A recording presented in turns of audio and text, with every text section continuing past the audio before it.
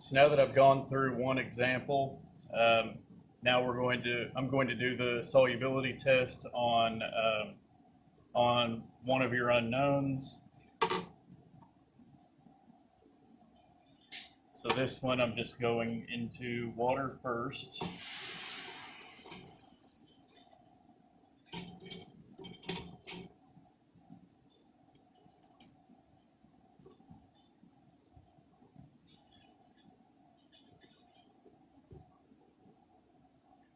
And you can see that that is not dissolving.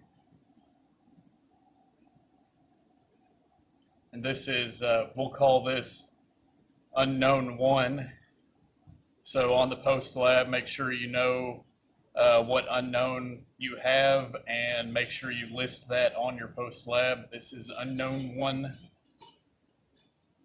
So insoluble for unknown 1 in water, insoluble in water. And that brings us to the sodium hydroxide test.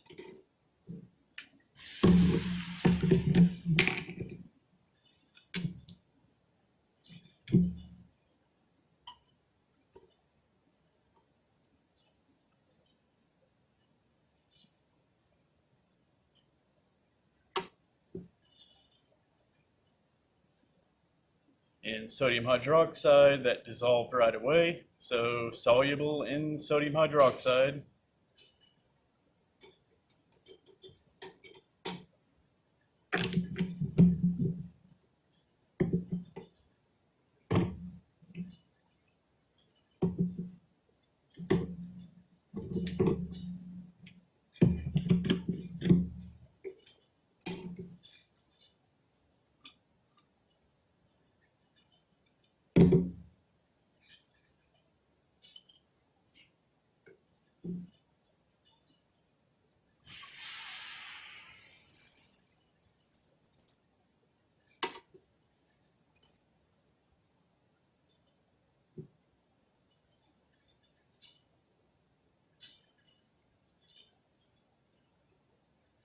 Okay, and that's unknown 1 in sodium bicarbonate.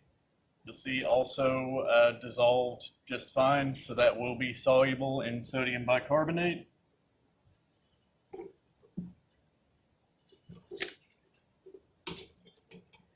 And I'll let you use that information with your chart to determine what your functional group class is, and you'll just piece together that information with the IR and NMR spectra.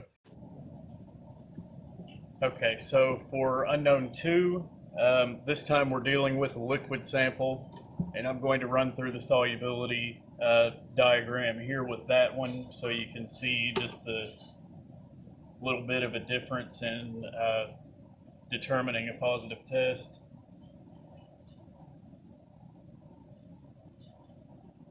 So the first one I did was just the test in water.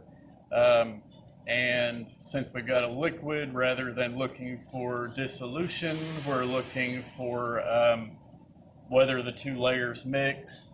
And this was just adding a few drops there. And you can see it kind of looks like 2 separate layers. But if you're not sure, you can just add some more of your unknown, and you can see that you definitely have 2 different layers there. So that would be insoluble on your first test. And on to the next test with the sodium hydroxide.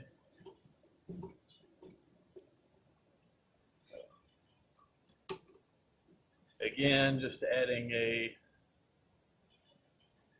few drops there. And similarly, we have a insoluble result again. It's forming layers. So insoluble with the 5% sodium hydroxide.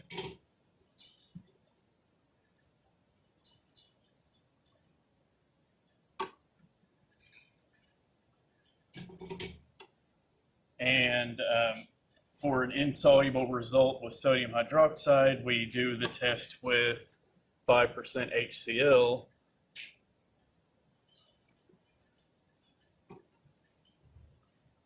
And you'll see that HCl also gave a negative result. So that's 3 negatives in a row on unknown 2. Okay, and after the insoluble result with the sodium bicarbonate, the next one to try is concentrated sulfuric acid. And we're doing our test now.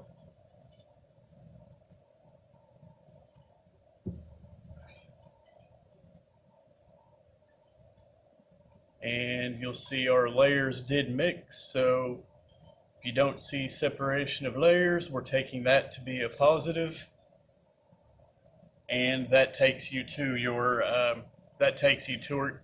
final determination on the functional group class for unknown number 2. Now, for those of you that had the unknown sample, after determining functional group class and getting an IR of your sample, you would also be getting a melting point for it. You've all already done melting point, so I won't demonstrate that.